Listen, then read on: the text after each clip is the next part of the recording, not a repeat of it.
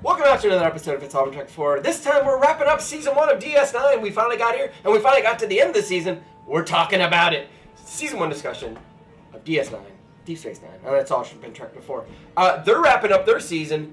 Speaking again of milestones, the Mothership, they're doing the 100th monthly show, October 14th. Not only is the big show, big party afterwards. You're invited. Get your tickets, boxandmedia.com. The show's at Box and Media. Get 100? Are you kidding me? We didn't know we'd do this many episodes of this show. They've done 100 live shows. That's a lot. That's something. In this day and age, your mileage may vary, but regardless of how your mileage varies, big deal. And this is a big deal. This is us talking about Season 1 of Deep Space Nine, and It's All Been Tracked Before. Welcome back to another episode of It's All Been Tracked Before. Your regular hosts are here. This is Steven. And the cartoon Keith. Jimmy Jerome. We're here to talk DS9 Season 1, or Deep Space Nine Season 1 if you're nasty. First impressions of the season as a whole. Keith, did you see much of Season 1 previous to our watching it? Yes. I'd seen probably at least the first 2 or 3 seasons, I think. The first one probably at least twice, in fact, because I was rewatching for some other reason. It was a bit years ago. Even that was like at least a decade ago. So this is a third viewing. Okay. Yeah. Actually, I'm going to say it's probably closer to 20 years ago when I watched it the last But you time. haven't seen like seasons 4 through 7. I don't think so. I don't remember exactly where I left off. And I've still forgotten a lot of it. Which is why I'll say that some things will start to feel familiar as I'm going through, obviously. But as I was saying, that there were a lot of nuances that were lost on me. And just like with Next Generation, when I was watching that around the time it was airing, as I said, like the political appreciation and just those subtle little winks and nods. Mm-hmm. I guess what I'm leading up to then, to conclude my impression, is that I enjoyed it more this time. And Steven, am I correct in thinking you have never seen an episode of DS9 before? Yeah, I might have seen scenes here and there back then, but yeah, I had not. And it was one of those, I was like, oh, I should be watching this. And some of the things you've talked about, like, that it was definitely very different from the first 2 variations of Trek. You felt that already in this first season? I felt going in, and I felt like this is something I should be watching. And then, like I said, when we got into it, I felt a little like I was watching, and this is of that time, I was watching a lot more Sci-Fi Channel than I do now, for sure. And bad DS9 was Sci-Fi Channel, and good DS9 was Star Trek. You had said, well, it's not, this first season's pretty rough. I can That's see every Star Trek show. Yeah, I can see the parts, the episodes that were like, but I can also see the potential. So, and I'm intrigued by where we're going with these characters. And so it was, and I think it's interesting. And I think you mentioned this last week, I think on Mike, just the contrast between wrapping our excitement of DS9 episode 1 and our ennui or whatever with and theirs too with TNG season 6. Not that everything was a stinker that season. It just didn't have the highs. But it fell so far from the last few seasons, Mm-hmm. and I think that really hurt.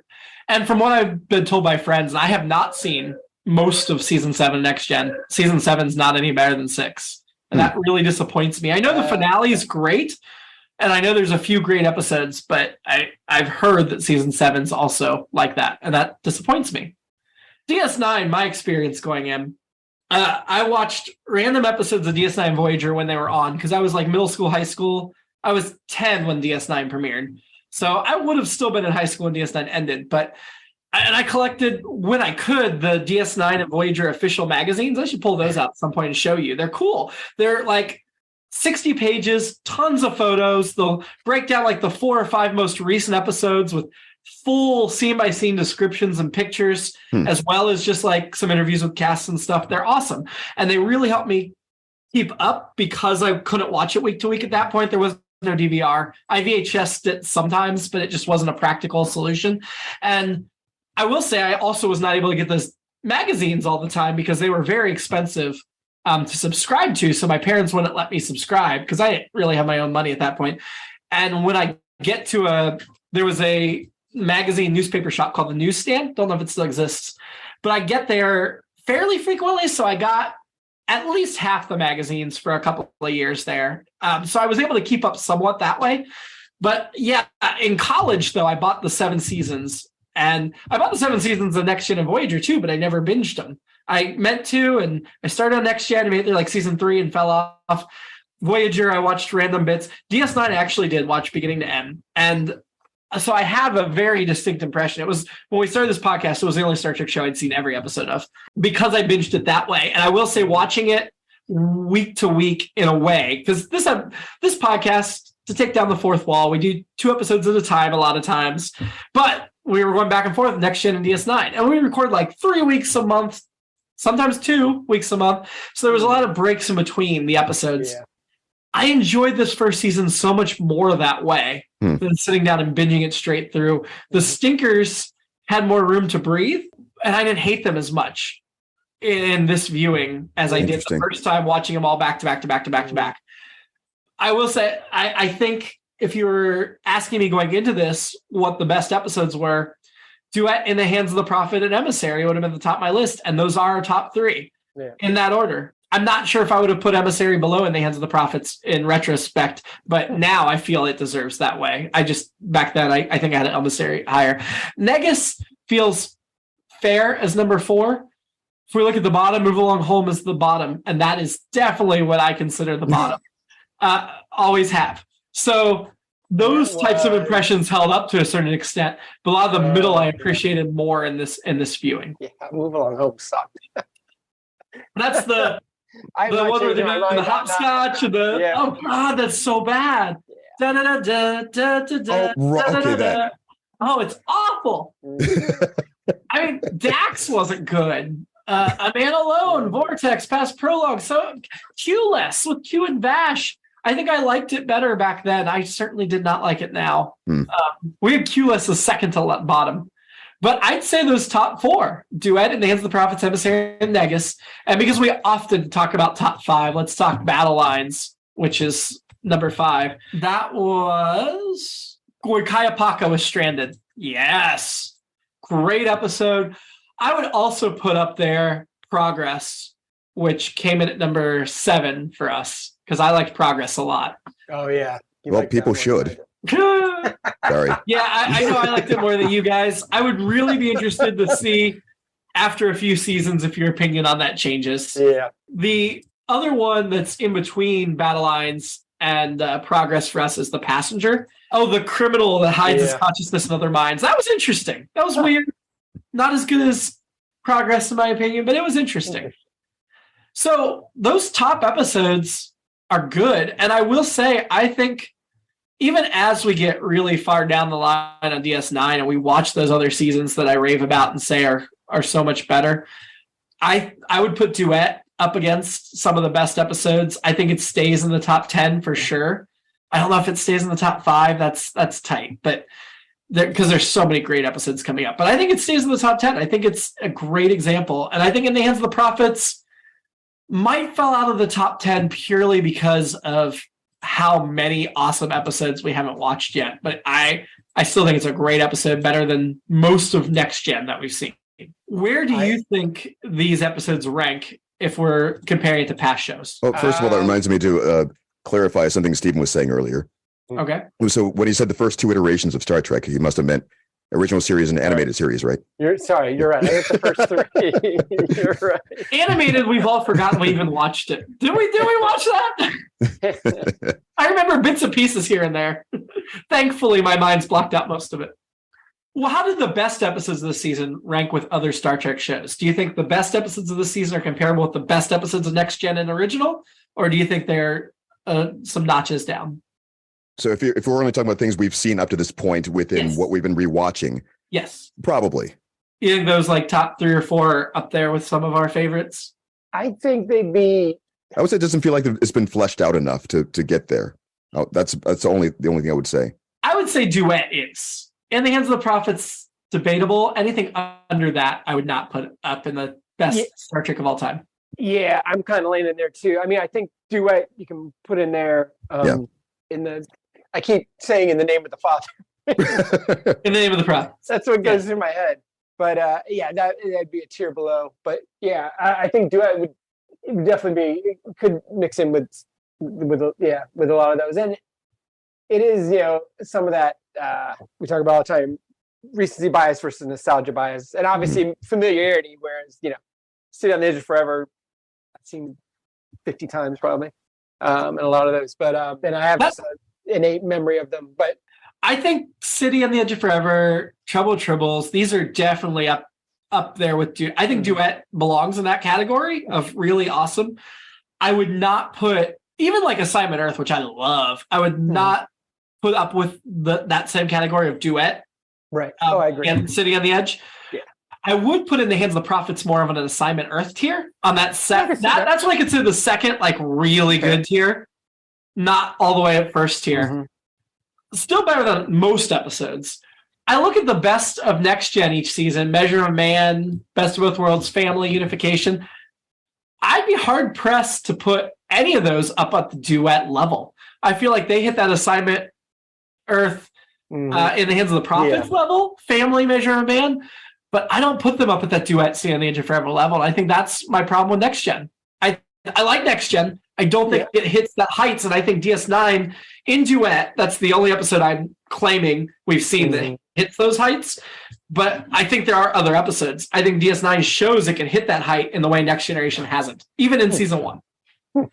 My problem is that I haven't talked about this in a while, but around the beginning of TNG, is I can't. It's just when we start doing that, it seems like apples and oranges to me. You mentioned like a really good episode of TOS, and I go put it next to a really good episode of TNG, and it just doesn't feel like even the same sport. Yeah, which is not to say that it's like, oh, this is so much better or worse. I mean, I have my preference, but it's hard for me to make that direct comparison. I would say. I will say I suspect All Good Things, the TNG finale, maybe hitting that upper tier level, and I think the second TNG film probably hits that level, First Contact. So not to say that TNG characters and stories will never hit that level. I just don't think they've done it in the first 6 seasons. I think they're good, more consistent than the original, but not hitting the highs of the original. I think DS9 does hit the highs of the original. From a more fresh perspective, do you think, and maybe season 1 is too early to have this conversation, but do you think DS9 feels more true to the original than Next Gen in terms of the philosophies of the world? I guess and we've talked about Gene on TNG. It was like no conflicts, which makes for great drama. In a way, this gets more where Gene would have liked to have gotten the first time around, but couldn't, in the 60s and all that stuff. Although even in the 90s, still couldn't get quite as far as you wanted, and that's why it's in science fiction. So but I think for me, it's the potential in each episode. Obviously, not having seen them, I feel like I knew TNG well enough, even though I couldn't tell you any of the episodes that I'd seen, that I got to where I was enjoying every episode, and it was Star Trek and everything. Right now I'm more excited about the potential of future seasons of DS9. Nice. I'm digging it to an extent, and like I said, some of it's that when it's bad, even it's like there's definitely a nostalgia button being hit there for me, like mid 90s. I mean, 1993 is the rip from the headlines kind of feeling. This is like right before I started law school and right before I moved to Columbus. So, how do you feel about the 90s? I love the 90s because I moved out of Dayton. I think that was a TV show. Yeah, and what I mean is, so you're saying that there's something about these episodes of DS9 that make you think of some like specific times, like the acting mind, in my mind, DS9 was on Sci-Fi, even though I know it wasn't. Around this time, I was watching. I think I'm talking about like Lex and Farscape and some other sci-fi shows on the Sci-Fi Channel. I loved those actually. I lumped them. I kind of lump it in with there, and I think Babylon 5. I think it kind of throws a little bit of that nostalgic light on it for a show that I've never seen, or I haven't seen any of these episodes until now. I mean, I think when you said sci-fi before, I was thinking you were referring more to the pejorative sense of like the other, one-offs, or here are some silly things we're going to throw at you in that range. But I mean, like the ones you're mentioning, those are more like imports anyway. Right. It's like they weren't like. I mean, they might have been rebranded as like sci-fi originals eventually, or something like that, in the same way like a Netflix would. But right. But some of the like ones are like true sci-fi originals are a little, sometimes. So I haven't seen any of those, and I would love to we should do a special episode like pilots of those or something. Just compare. And oddly, my first wife was the one who always wanted to watch those. It wasn't me that was like, let's watch Lex or whatever, Farscape or whatever. Yeah. So Lex? She was actually more into Yeah, LEXX. Oh yeah, that was never even heard of that one. That was so interesting. I can't put my. It's such a. It was interesting, and you had the super sexy girl, which obviously brought me. But again, it wasn't even my idea. There's so much potential in season 1, and I'm so excited that we get to watch where it goes. Like I said, I was excited because I think Steven's going to really like it in particular. Although I think Keith will probably enjoy it as well, just because I feel like there's such a strong connection between the original and DS9 in a lot of ways. In tone, and it's such a different show, and yet for some reason to me it feels like there's a connection. So takes a little more chances than Next Gen. If we look at the top of Next Gen's ranking of season 1, their top episodes were Haven, Heart of Glory, Naked Now. I don't think those compare to the best of DS9 season 1. I think DS9 season 1 blew away Next Gen season 1. Yeah, because those are all good episodes, but not gaga, I think. And if we look at the top of this season, Next Gen, Chain of Command Part 1 and 2, Tapestry Relics, those are actually all really good episodes, and Ship in a Bottle. So it makes me a little sad that we're all excited about DS9 season 1 and we weren't TNG season 6, because I do think the top of TNG season 6 is up there with Emissary and In the Hands of the Prophets. I think the problem is you start to go below the top 6 or 7. And I think Potential is a good argument for why this hits differently. Yeah, because we're at the beginning of the journey versus Next Gen. We're coming off of its best days. Yeah, and we're still. I guess it was the same season 1. We were learning about the characters. I feel like we've learned more about these characters than we did about those characters. And so let's talk about the ensemble stuff. Let's talk about the ensemble and the characters. I do think Cisco is less front and center dominating than Picard was at the beginning of Next Gen. Yep. Yeah. But I feel like Cisco is also a more interesting dynamic character than Picard was at the beginning of Next Gen. Yeah. I think they really well developed Odo, Quark, and Kira. Kira's my MVP of this season, if you pick a best character. Yeah. Yeah. In the Bajoran sense. Sorry. He's definitely the best. Those were the characters that came out fully formed. Yeah. I think Cisco's pretty well formed. I think Kira, Odo, Quark are there. Jake's decently well formed, but he's also a kid, so he's growing, so of course he's going to change. Dax was the one that got the shaft in season 1. Yeah, she makes it feel like she's window dressing the quote-unquote sexy alien, although she's not, obviously she's not in dressed up like an Orion slave girl or anything, but maybe that's just more about Terry Farrell. Just, she's very cute and fun. I think part of the problem is they gave her one episode to focus, and it wasn't a good episode. Yeah. Yep. The episode Dax. Yeah. Sorry. Yep. I also think O'Brien and Bashir aren't there yet, which surprises me with O'Brien because you've had so much time to develop him.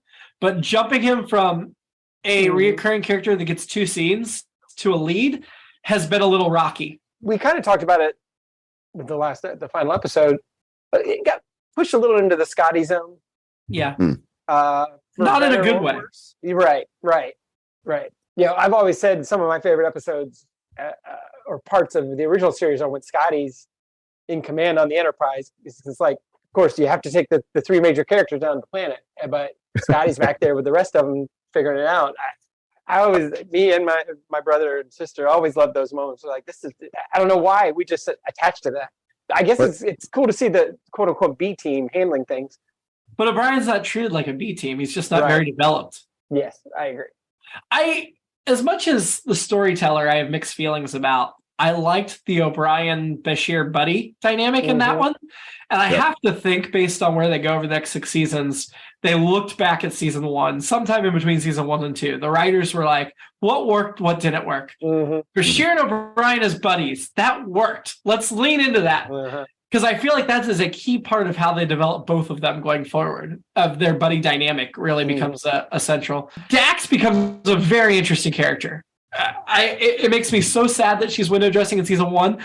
I feel like Troy and Crusher are usually window dressing on TNG. Yep. So you give us 2 lead women, Dax and Kira. At least one of them's developed, I guess. That's better track record than Next Gen. Troy is just getting developed 6 seasons in. Crusher still isn't.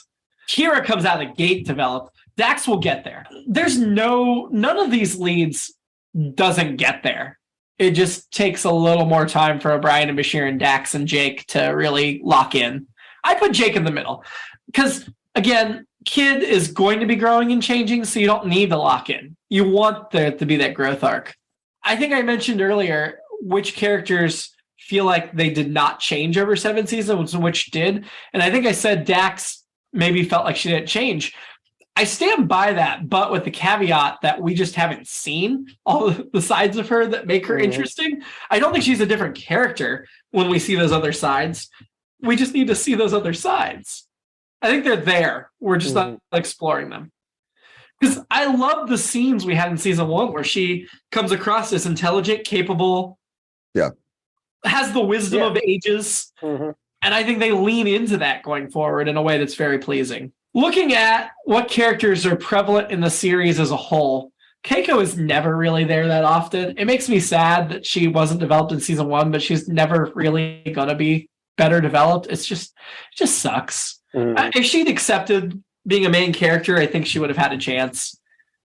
The arrangement they have with her just isn't good for the character or the story. It makes me sad that they ever married O'Brien to Keiko. Seriously, though. Because his character is locked into this marriage that we never really get to explore. In a way, we explore other aspects of his personality. The most commonly reoccurring character, I think I mentioned earlier, is Nog. He was in like 4 episodes of this season. He's going to average 7 episodes a season after this. Felt like more. No, but what do you think of Nog? Do you think he's well developed? Do you think he's interesting? Are you at all curious? I like him as much as I should like a character like that, I think. I would say like a little bit more than that even, because they kind of balance him out a bit or give him those moments of redemption, but especially that era of that type of character, that the young or teenage best friend who's a little supposed to be the example of a bad, you know what I'm saying, either too nerdy or too girl crazy or whatever, that kind of thing. I enjoy him and Jake together. I'm trying to remember the episode where they were the B plot, but I just really enjoyed the two of them. Where they were selling the self-stealing stem bolts. That was a lot of fun. One. Was that the Nagus? Was that the Nagus? No. Okay. But I don't remember which one it was. It was good, though. When they're on, I would say. I remember it seems strangely more enjoyable than the A story. I can't remember exactly what it was. I told you I got like 12 or 13 young adult novels you can read in an hour that star them as kids. Oh, yeah. The station. And no, they're great. I loved them. I read those a lot in middle school and like late elementary over and over again. So Nog's in 47 episodes of the 173 they made. So he's in an average, over the series, he averages like 1 out of every 4 episodes. We're going to get tons of Nog. We go down to the next tier, and in that 35, 36, 37 episode range, we have Garrick, who was only in 1 episode of season 1. I can't believe it.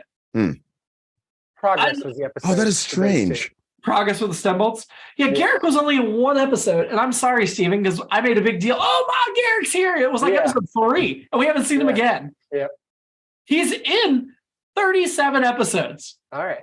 After season 1, we'll get a lot more Garrick. And actually, all of their reoccurring characters are in the later seasons more heavily than the earlier seasons, but he'll never just be in 1 episode again. That was crazy. Are you interested? Did Garrick spark your interest at all, or was it just me being like, Garrick? No, I enjoyed him in that episode. I thought we'd see more of him. I mean, I know we will. We will, but yeah.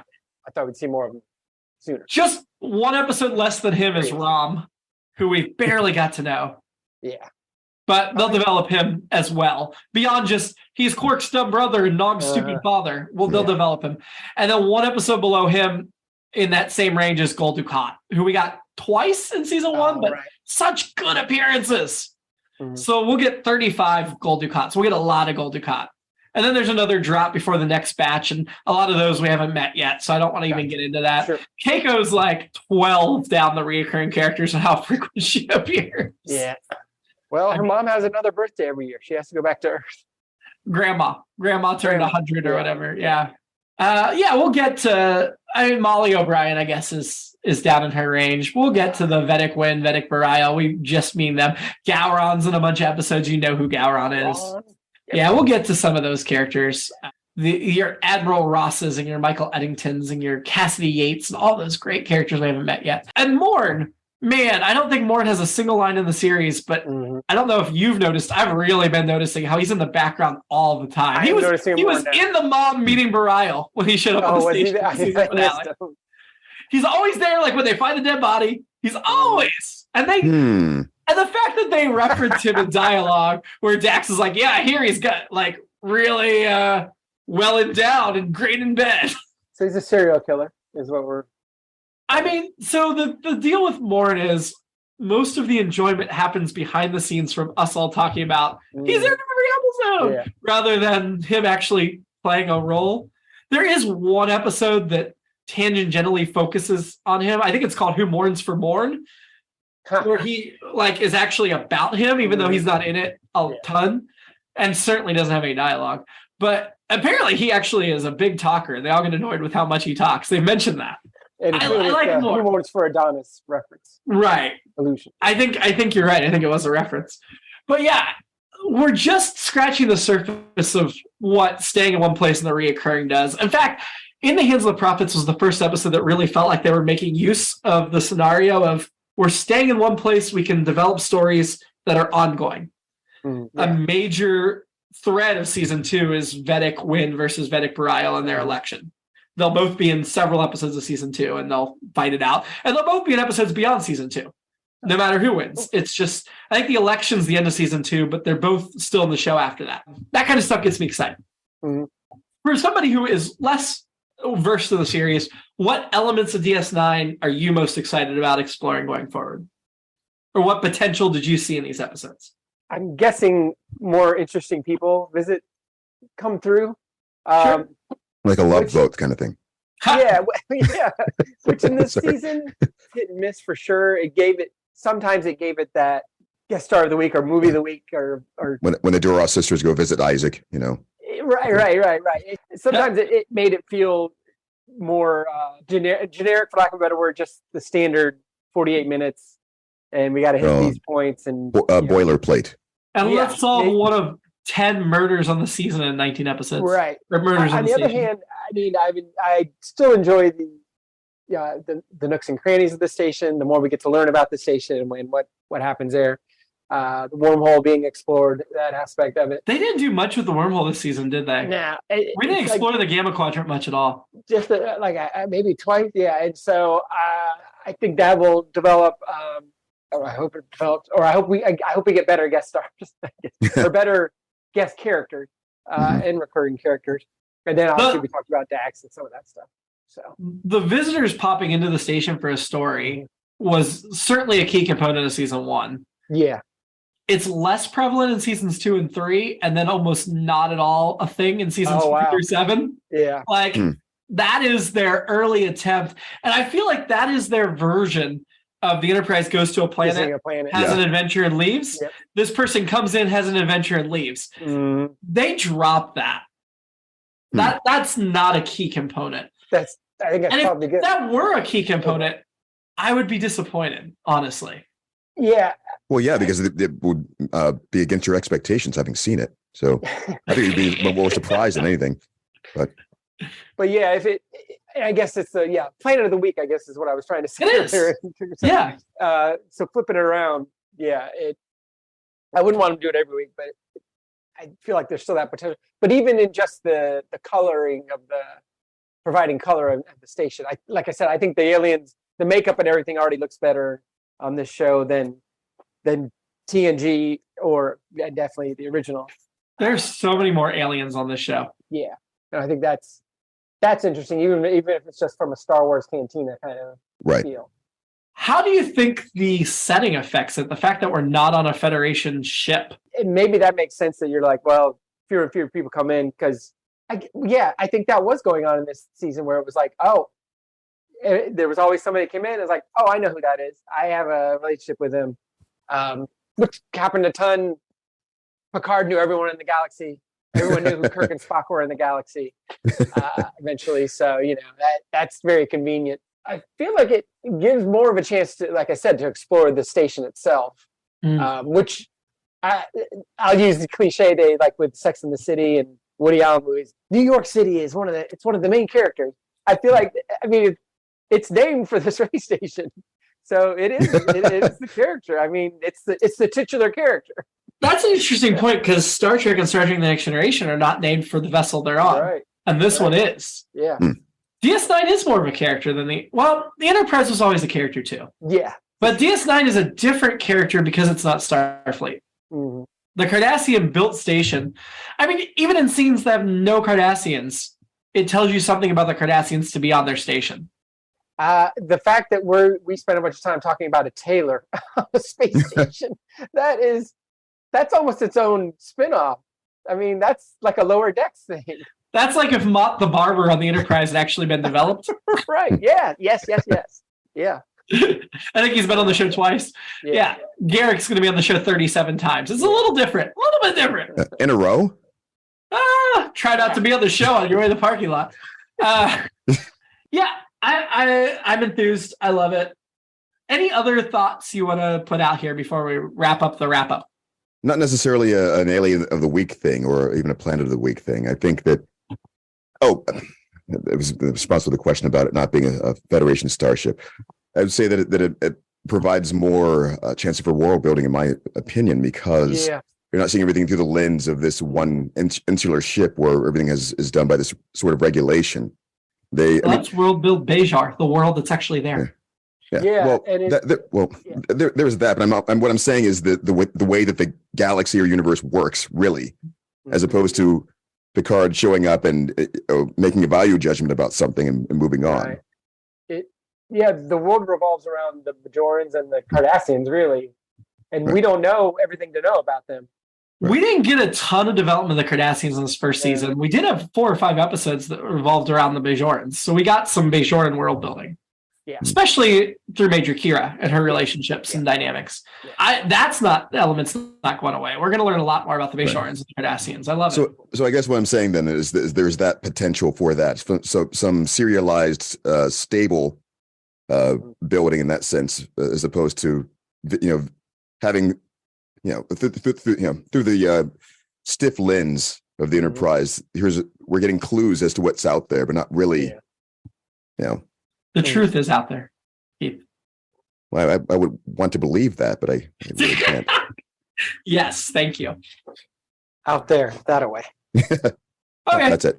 Okay, well, let's close this up then. And next week, we are going to watch Star Trek Deep Space Nine Behind the Scenes. It's a VHS documentary. It's 50 minutes long. I'm going to make you guys come to me, and we're going to be in studio together with our microphone set up because I'm the only one I think of us that has a VHS player. If I wasn't, passing the VHS around would be a problem. Yeah. So we're going to watch this VHS tape. It's 50 minutes long. It's hosted by Terry Farrell, who plays Jadzia Dax. All right. It was released after season 1, and it focuses on the creation of the show, specifically really focuses on the creation of the pilot, Emissary. So we're going to get some behind-the-scenes information. It actually was released in the UK in the summer of 94, and in the US, in the fall of 93. This show, season 1 ended in the summer of 93. It was released that fall in the UK, and they waited until the following summer to release in the US, the summer of 94, after 2 seasons were out. But it's concerned with the making of season 1 and specifically the pilot. And they did include parts of it in the special features of the season 1 and 2 DVDs, like interviews, but not the full thing. So we're pulling out the VHS.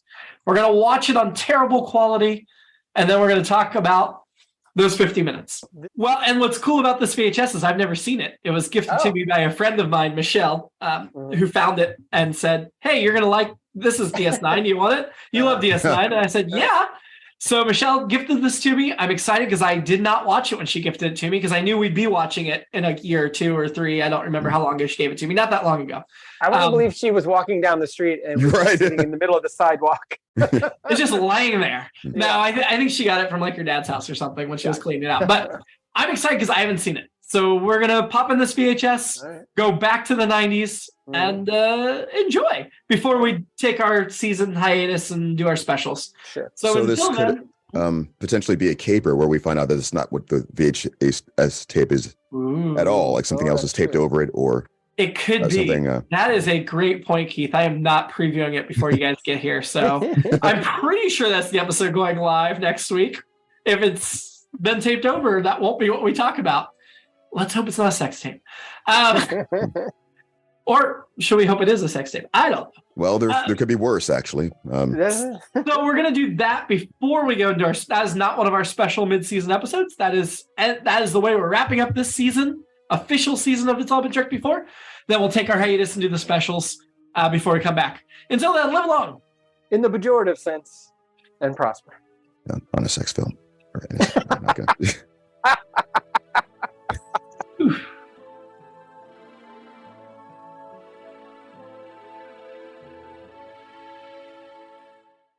It's All Been Done presents Who's Got the Time?